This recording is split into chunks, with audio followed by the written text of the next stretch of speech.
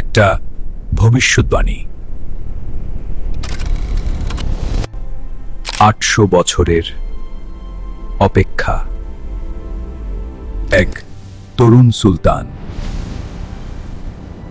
আর এক অজেয় শহর।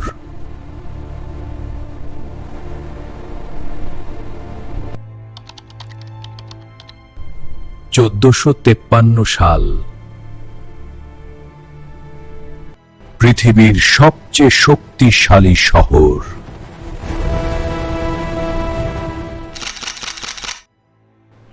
কনস্টান্টিনোপল।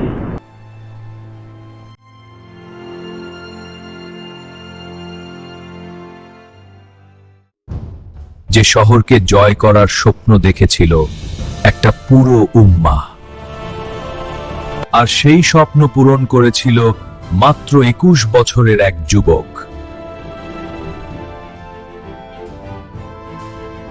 রাসূল সাল্লাল্লাহু আলাইহি ওয়াসাল্লাম ভবিষ্যদ্বাণী করেছিলেন, নিশ্চয়ই কনস্টান্টিনোপল বিজিত হবে। কতই না উত্তম সেই নেতা!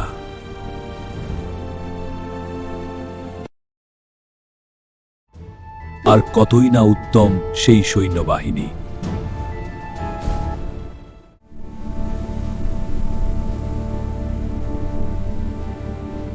শতাব্দীর পর শতাব্দী মুসলিমরা চেষ্টা করেছে,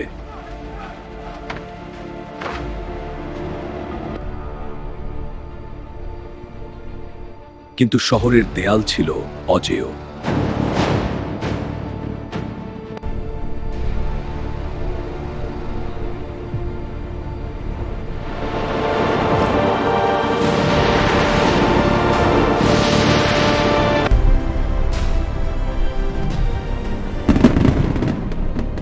(1432 সালে উসমানীয় সাম্রাজ্যে জন্ম নিল এক শিশু, যার নাম রাখা হয় মুহাম্মদ।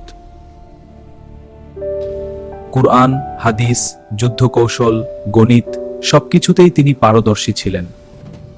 তার শিক্ষকরা তাকে বলতেন, একদিন তুমিই হবে সেই নেতা। ছোটবেলা থেকেই তার মনে জ্বলছিল এক স্বপ্ন, কনস্টান্টিনোপল জয়ের স্বপ্ন। মাত্র 21 বছর বয়সে সিংহাসনে বসেন মুহাম্মদ আল ফাতিহ।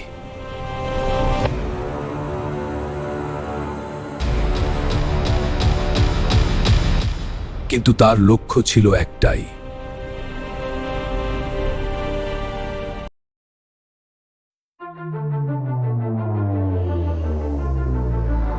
তিনি শুরু করলেন বিশাল প্রস্তুতি কাজ।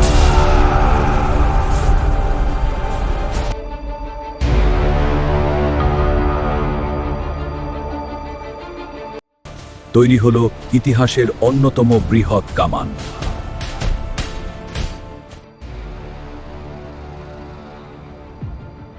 যা কাঁপিয়ে দিয়েছিল কনস্টান্টিনোপলের দেয়াল।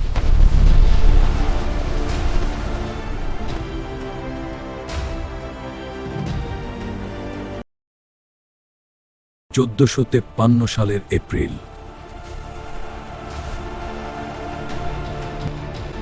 শুরু হলো কনস্টান্টিনোপল অবরোধ।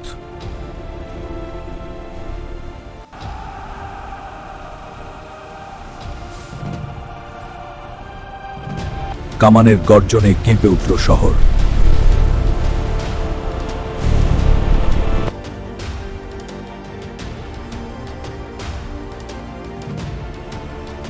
কিন্তু শহরটি এখনো শক্তভাবে দাঁড়িয়েছিল। তারপর মেহমেদ আল ফাতিহ নিলেন এক অবিশ্বাস্য সিদ্ধান্ত।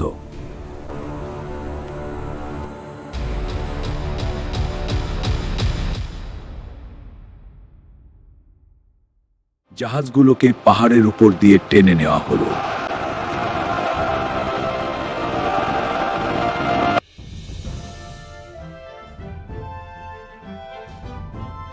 (1453 সালের 29 মে) অবশেষে ভেঙে পড়ল শহরের দেয়াল। শহরে প্রবেশ করল উসমানীয় সৈন্যরা। ইতিহাসের নতুন অধ্যায় শুরু হলো। মেহমেদ আল ফাতিহ প্রবেশ করলেন হায়া সোফিয়ায় এবং প্রথমবারের মতো সেখানে ধ্বনিত হলো আজান। আল্লাহু আকবার, আল্লাহু আকবার, আশহাদু আল্লা ইলাহা ইল্লাল্লাহ।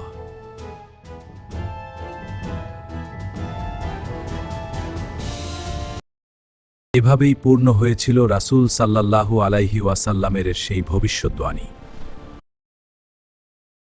ইসলামের ইতিহাস এমন আরও অজানা গল্প জানতে আমাদের চ্যানেল দুজানা হামজাকে ফলো ও সাবস্ক্রাইব করুন। আসসালামু আলাইকুম।